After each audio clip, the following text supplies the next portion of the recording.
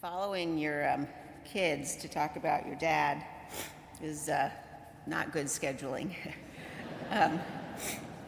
But distinguished guests, presidents and vice presidents, dear friends, my mom and Mary and I and our families, thank you for being here to honor the good and great man we loved so much. A few years ago, reflecting back on nearly 40 years in public service, Dick Cheney said this: "The path I had traveled was partly due to the circumstance of my birth. Not that I had been born into a powerful or privileged family, I wasn't. But I was born an American, a blessing surely among life's greatest." My dad thought deeply about what this blessing meant, about the duties it imposed.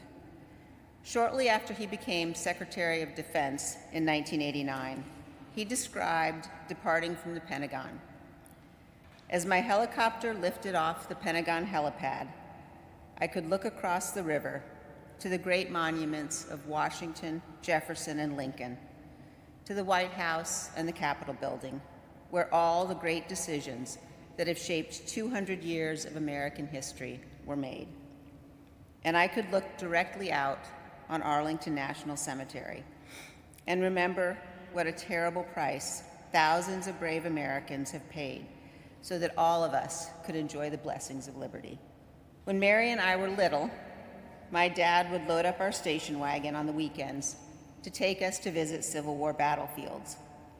With the back seat down and no need for seatbelts in those days, we would stretch out, eating Krispy Kreme donuts for breakfast, while my dad drove us to places like Gettysburg, Antietam, Chancellorsville, and Manassas. To be clear, even with the donuts, Mary and I were not enthusiastic participants in these outings. As you might imagine, Dick Cheney read every word of every sign at every battlefield, museum, and national park he ever visited. When you're 5 or 6 years old, this is not your idea of a good time. Mary and I usually moaned and groaned about how long he was taking, and Dick Cheney ignored us. And he just kept reading the signs. He didn't lecture us or demand that we read anything, but we pretty quickly realized no one was going anywhere until he got done. And so we figured we might as well start reading the signs too. And what an education we got.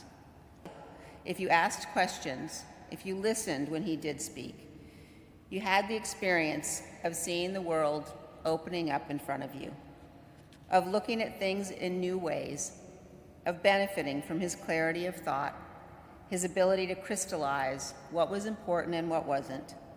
And he was always surprising. Many know the story of his time at Yale. If my dad heard you say he flunked out, he would correct you. No, I was asked to leave. Twice. He took a break from school and he spent several years building power line across the West. I had heard this part of the story my whole life, but it wasn't until I worked with him on his memoirs that I learned how he spent his evenings. At the end of long days, he'd unroll his sleeping bag by a campfire or on a cot in the cook tent, and by the light of his Coleman lantern, he read Winston Churchill's 6-volume history of World War II. By the fall of 1963, Dick Cheney was convinced, some would say threatened, by my mother to return to